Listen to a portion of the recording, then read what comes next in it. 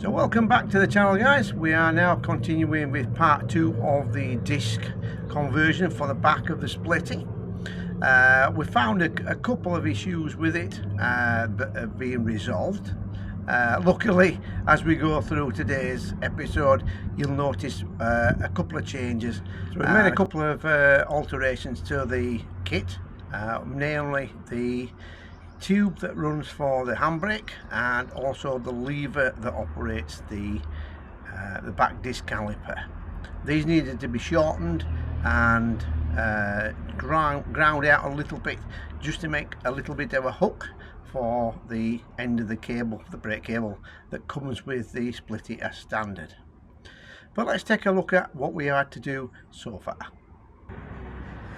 So this is our tube that we've fitted to bring down the cable for the handbrake. So we're using the original splitty handbrake cable, so we're not adjusting that or changing the ends. The only thing we are changing is the end here. Now that is the original Golf one, and what we've done is, it used to be over here, we straightened it up to here because I weren't sure how long this needed to be.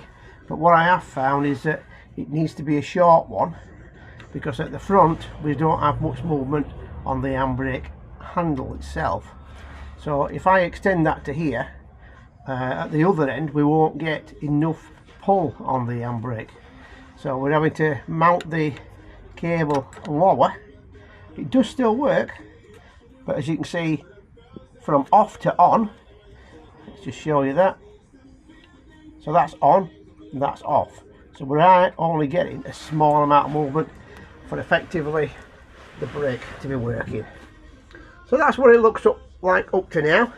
So we're going to modify this lever at the end, and I'll bring you back once that's done. So these are the brackets I've just been making. That's the one for the brake itself, that's for the handbrake, and this is the tube that runs on the handbrake cable. So the cable will run through here and that'll bolt onto the chassis. So we've now got to the point where we've got the lever on, it's attached, it works. We put a conduit on the outside of that, as you can probably see up there. That's mounted onto the swinging arm. That comes down to there, and as you can see now we've got everything in place. Got its banjo on our hydraulic, made a little bracket there to support the banjo. I weren't really keen on just having it suspended, so I made a little bracket up for that. The only thing I've got to alter now is basically this little stop. This little stop, that section there, needs cutting off and moving across, so that when the brake comes back to its off position, it doesn't go any further. On these levers, what happens is when you pull the brake that way, it pushes the piston out, so the brakes are applied, but also if you push it downwards, it does the same thing. So this happens on both sides. So I'm just going to have to alter this bracket somewhat. So originally the end stop was positioned about there, so really at the end of this loop, and that's too far away for our end stop where it needs to be. And what we need to do is we need to bring it about there. Now that's going to have to stand up and be welded into position, so hopefully that's where it's going to go. So about halfway across there. I've just marked it out with some white pen, so I know where it needs to be. And what will happen is the cam that comes round here for the brake, so the brake lever activates the rear disc on the brake, on the handbrake, will only allow it to come to that point. So that's what we're going to do now. Just going to weld that onto that bar and then refit it. So you can probably see now from our bracket where the end stop used to be right at the end, we've now moved it up to this section, and what it'll do is it'll allow, like I said, that end stop will now be there. So that's going to be fitted onto the van, so let's go and do that next. So the end stop is held on with Allen key bolt. What it goes in that spot. You can see now what I meant about where the lever comes. It's a little bit tricky to get back on, as you've got to try and do this between everything else. It's not impossible, but it's a little bit tight.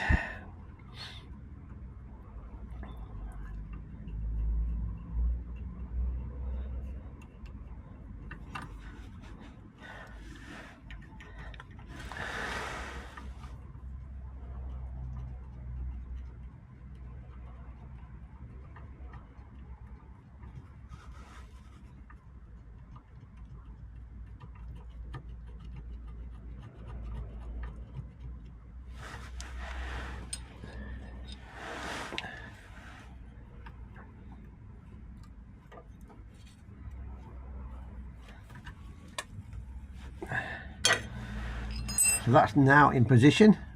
So when I pull the brake lever, that will go up, and obviously it will come from here, it'll move up slightly, and it'll clamp on to the rear disc.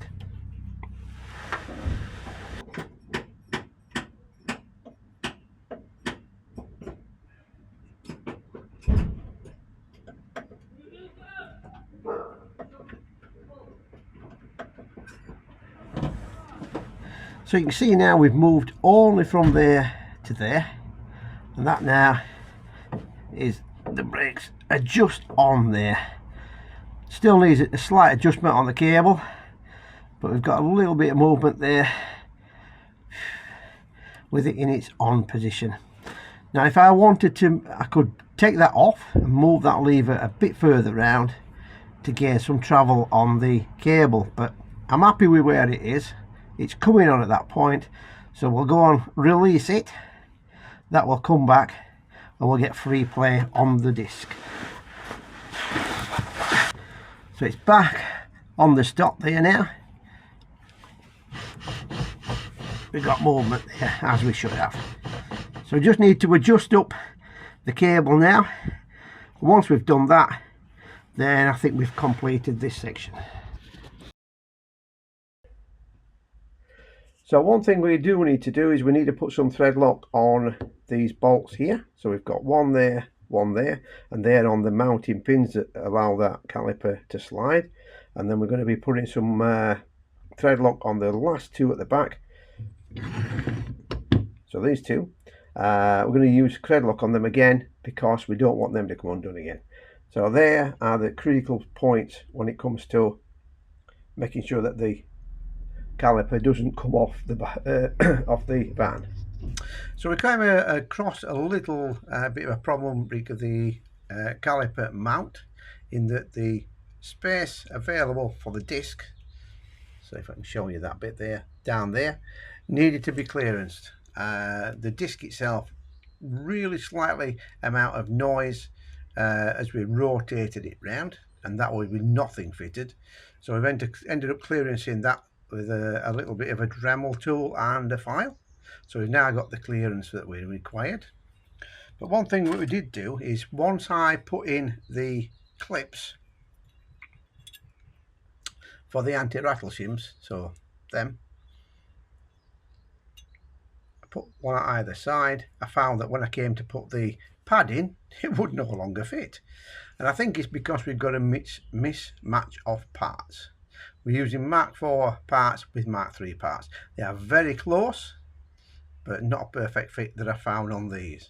So what I've had to do is, I've also had to file off a little bit of material on the sides of the pads to get it to fit into this section once we've got the anti-rattle shims in. Been to my local Eurocar parts and bought a new set, and that's the part number if you need it. And basically what they do is they carry the disc pad in this area, so it's fastened to the car. You've got one at the bottom and one at the top. Now also what I have found is, when we purchased the used calipers, we found that one of them, that's supposed to look like that, ended up looking like that. So we think that possibly what's happened is the disc on the car that it brought off was running a little bit too close. It's wore through the centre section. And this will also account for some grinding noise. If you do find that you put the caliper on, you tighten everything up, you put your wheel on, your disc on, and you rotate it, what you might find is a little scratching noise. And that's what we've found on ours.